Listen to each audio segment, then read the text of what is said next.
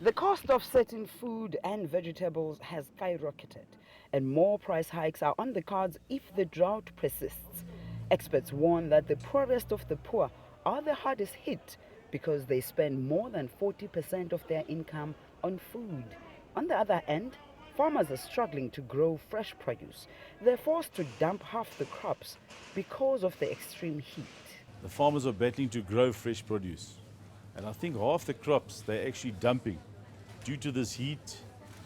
If you take fresh veggies like broccoli and cauliflower, broccoli goes yellow. It's just too hot. They can't grow. The cauliflower this time of the year with this heat, it goes brown. So at the end of the day, the farmers we've got a problem because we can't source enough good veggies. Drought impacts on other sectors, including those who supply pesticides and transportation of the fruit and veg. An industry expert explains the impact of drought on the entire value chain of farming. At primary production level, which is the farm level, producers, when there is drought, like the one that we have now, they get affected the most because then some of them stop producing. Those that have got some crops, on the ground, their crops are severely affected by the drought.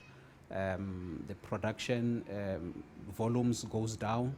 Then we have other stakeholders, in the value chain, which is like, for example, transport and logistics people. They also get affected because if the volume is down, some of them, they don't have products to transport.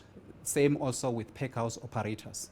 They depend on produce that is coming from the farms to pack, and that's how they make money.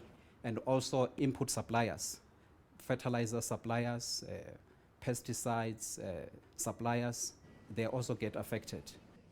The food supplier expresses the impact the drought has on the end consumer.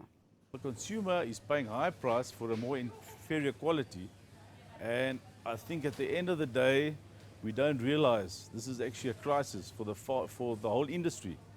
And people are actually, they want to eat healthy, but the problem is we can't get good quality at the moment. It's become a big problem.